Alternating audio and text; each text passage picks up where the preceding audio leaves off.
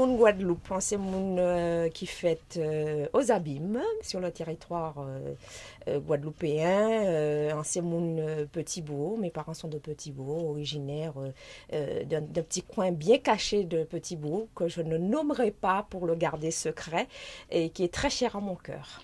Alors, parlez-nous de votre enfance. Alors, une enfance peuplée de bonheur, d'éléments identitaires. Je remercie mon grand-père, Palélel, et ma ancienne, ma grand-mère, qui m'ont donné toute mon antignanité à travers ce petit bout de campagne de Petit-Bourg qui est resté au fond de moi. C'est les mangues, c'est la canne à sucre, c'est la terre, parce que mes grands-parents étaient cultivateurs. Ma grand-mère aimait le manioc, elle fabriquait des cassaves et ça reste vraiment des souvenirs impérissables et très profondément ancrés dans ma personne. Ouais. Quels sont les souvenirs les plus marquants pour vous? Alors, les souvenirs les plus marquants, si je reviens aux vacances scolaires, parce que c'est à ces moments-là que j'y allais. Mes parents sont plutôt de cet endroit que je ne nommerai pas encore une fois parce que je ne veux pas précisément dire d'où je suis, mais la famille Sipsanker est assez facilement repérable en Guadeloupe. C'était les moments où on allait retrouver nos grands-parents à la campagne et on découvrait, parce qu'on a une vue sublime, on découvrait la mer au loin, l'horizon. Donc oui, je suis une insulaire, je l'assume parce que ça fait partie de mon écriture intérieure. Et donc, on a la ligne d'horizon bleue avec une campagne verte tout autour, très particulière, des mornes, des rivières.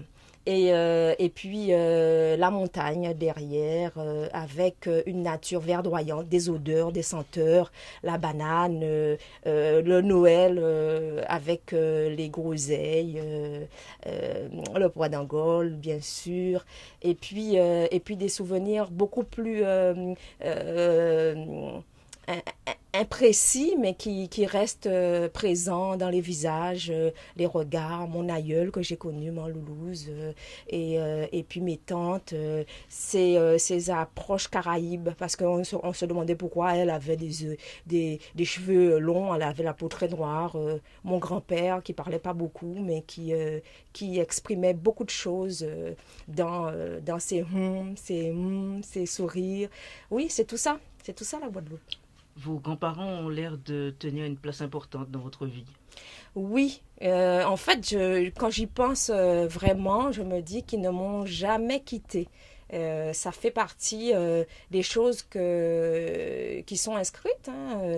Mon grand-père, c'est toute cette authenticité, cette beauté de l'âme, ce respect aussi, parce qu'on ne disait pas n'importe quoi aux grandes personnes, on ne parlait pas n'importe comment, mais c'est aussi ces motivations qui nous ont insufflé malgré nous. C'est-à-dire que tout ce qui est des Antilles, de nos souffrances, de nos espoirs étaient inscrits dans ce que nos grands-parents nous disaient. Hein. C'était, il fallait apprendre à l'école, il fallait être sérieux, il fallait respecter, et on avait des principes comme ça qui nous étaient distillés mine de rien, et il fallait s'y attacher. Et donc je pense que ça m'a marqué au fil du temps où on passait avec eux, et puis ils nous montraient des choses, on allait dans les jardins, on apprenait à cultiver une plante, on apprenait à regarder un peu mieux autour de nous, et on apprenait à respecter la nature. Ouais. On est 5, ma mère et mon père ont eu 5 enfants, dont je suis l'aînée. Et donc, il y a 2 frères, Justin et Eddie, et 3 sœurs, et 2 sœurs, donc Lydie et Marie-Angèle, et moi, l'aînée de tout le monde. Donc, on est 5. La plus responsable? La plus gentille, c'est Marie-Angèle. La plus responsable, c'est Marie-Angèle. On est très différents et très semblables à la fois. J'ai peut-être un peu plus de sentiments, je dirais, pour Gélo, parce que c'est vraiment l'ange. C'est celle qui on dit, care about you. Tu vois, en anglais, c'est elle qui s'occupe des autres. Il qu'a occupé des toutes bites. Elle est présente, et puis c'est une femme bien debout. C'est une Guadeloupéenne totale, quoi. Et je l'aime beaucoup. Et puis il y a Lydie, ma petite sœur, qui elle a beaucoup plus évolué ici, que j'aime aussi beaucoup, avec laquelle nous avons découvert beaucoup de choses aussi sur Paris. Et puis Justin et Eddie, qui sont mes deux frères chéris. Justin, avec qui j'ai beaucoup d'affinités aussi, parce que c'est toute l'éducation religieuse, le gospel, voilà, l'église évangélique. Et puis Eddie, qui est encore quelqu'un d'autre, qui lui n'est pas parti de la Guadeloupe, qui est resté comme Marie-Angèle, mais bon, une fratrie comme bien d'autres en Guadeloupe. Et quels sont vos souvenirs d'enfance avec vos frères et sœurs? Les plus marquants pour vous? Les plus marquants, on a eu une éducation religieuse très très importante. Donc ma mère, très différemment de mes grands-parents, était très attachée à la manière dont on pouvait évoluer dans le cadre de la religion que nous avions, qui était l'église évangélique de la Guadeloupe. Et donc ce qu'on a partagé le plus, je pense, dans notre enfance, à part les moments passés avec nos grands-parents et les moments de jeu dans la campagne et à Petit-Bourg, c'est le plaisir du chant. On a beaucoup chanté, on a beaucoup chanté, malgré nous.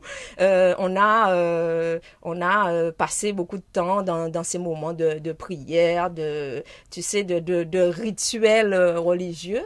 Et puis voilà, et puis en dehors de ça, ben on avait peut-être des moments très distincts les uns avec les autres, parce que bon, comme je suis l'aînée, j'ai passé peut-être plus de temps avec Justin qu'avec Lydie et Marie-Angèle, avec qui j'ai grandi. J'ai développé des relations beaucoup plus tard, je dirais, en tant qu'adulte. Qu'est-ce que ça vous a apporté dans votre vie, comment dire, cette foi peut-être, hein, que vous avez pu partager avec vos frères et sœurs? Eh bien, je dirais que quand on était petit, on faisait ça parce que nos parents nous le demandaient. Donc, quelque part, on n'était pas forcément tout le temps peut-être content de le faire, parce que ça avait un côté aussi fastidieux et tout ça, mais en même temps, disons que ça a peut-être imprimé une sorte de démarche, une sorte de rigueur. C'est aussi une approche culturelle, qu'on le veuille ou pas. Ben, le chant, c'est le théâtre, c'est l'ouverture vers les arts lyriques, c'est l'ouverture vers l'expression de soi, et tout un chacun, on a pu développer peut-être notre petite touche artistique d'une manière ou d'une autre, et puis ça nous a apporté peut-être un lien fort entre nous, une compréhension même des aspirations familiales et de celles de notre maman, qui nous a élevés quand même seuls.